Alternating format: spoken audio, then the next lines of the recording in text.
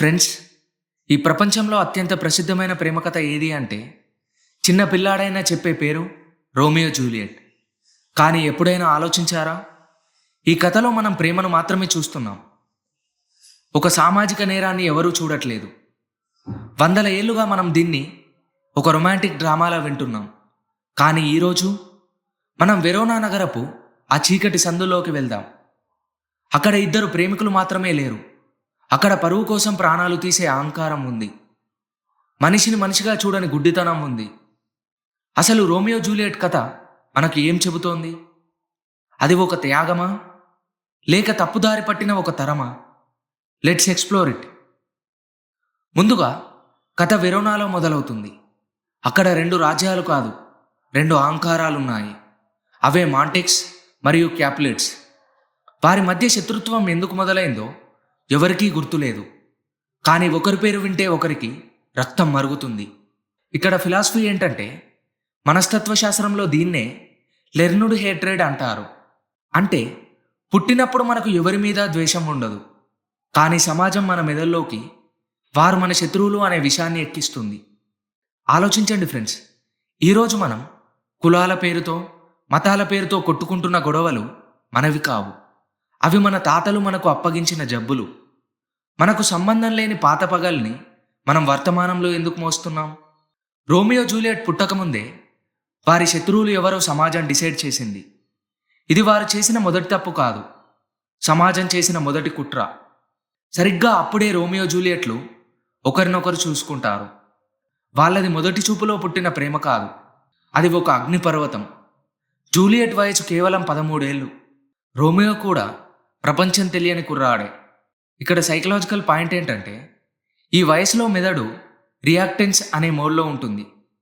ఎవరైనా వద్దు అంటే అది ఖచ్చితంగా కావాలి అనే మొండితనం పెరుగుతుంది. ఫిలాసఫీ ప్రకారం ఇక్కడ ప్రేమ కంటే తిరుగుబాటే ఎక్కువగా ఉంది. తమను బంధించిన పాతకాలపు గొలుసుల నుండి విముక్తి పొందడానికి వారు ఎంచుకున్న ఆయుధమే ప్రేమ. వారు ప్రేమించింది ఎదుటి వ్యక్తిని మాత్రమే కాదు, ఆ వ్యక్తి ద్వారా దొరికే స్వేచ్ఛను కూడా. అందుకే ఆ ప్రేమ అంత వేగంగా, అంత ప్రమాదకరంగా మారింది. ఆ చీకటి రాత్రి బాల్కనీలో నిలబడిన జూలియట్ అంటుంది, రోమియో, నీ పేరును నువ్వు వదులుకో. నీ పేరు నాకు శత్రువు కానీ నువ్వు కాదు. ఇదే ఈ కథలోని అసలైన ఫిలాసఫీ. పేరనేది కేవలం ఒక లేబుల్. ఆ లేబుల్ తీసేస్తే అక్కడ మిగిలేది రక్తమాంసాలున్న మనిషి మాత్రమే.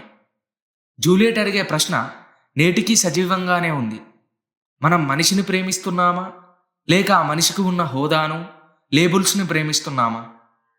ఒకవేళ రోమియో పేరు రోమియో కాకుండా ఇంకేదైనా అయ్యుంటే ఆ గొడవ ఉండేదా? ఉండదు కదా. అంటే మనం ప్రేమిస్తున్నది మనిషిని కాదు, మన మనసులోని అపోహలను మాత్రమే. ఇక క్లైమాక్స్ దగ్గరికి వస్తే, ఒక చిన్న కమ్యూనికేషన్ గ్యాప్ వల్ల రోమియో చనిపోతాడు. జూలియట్ కళ్ళు తెరిచేసరికి రోమియో శవం పక్కన పడి ఉంటుంది. జూలియట్ కూడా ప్రాణం తీసుకుంటుంది. వారు చనిపోయాక ఆ రెండు కుటుంబాల మధ్య శాంతి కలుగుతుంది. ది హార్ష్ ట్రూత్, ఇద్దరు వ్యక్తులు శవాలయ్యాక గాని ఆ సమాజానికి శాంతి దొరకలేదా? అంటే మనుషులు బ్రతుకున్నప్పుడు వచ్చే శాంతి కంటే మరణించాక వచ్చే నిశ్శబ్దం గొప్పదా? సమాజం ఎప్పుడు ప్రాణాల కంటే పరువుకే ఎక్కువ విలువ ఇస్తుంది. రోమియో జూలియట్ మరణం ఒక విషాదం కాదు, అది మనుషుల అహంకారం చేసిన సామూహిక హత్య. ఇక ఫైనల్గా ఫ్రెండ్స్, మీ ఆలోచనలు ఇక్కడే మొదలవ్వాలి.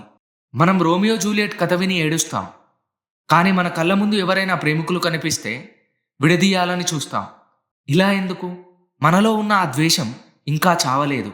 గుర్తుంచుకోండి ఫ్రెండ్స్, మీ పిల్లలకు ఆస్తులు ఇవ్వకపోయినా పర్లేదు, కానీ ద్వేషాన్ని వారసత్వంగా ఇవ్వకండి.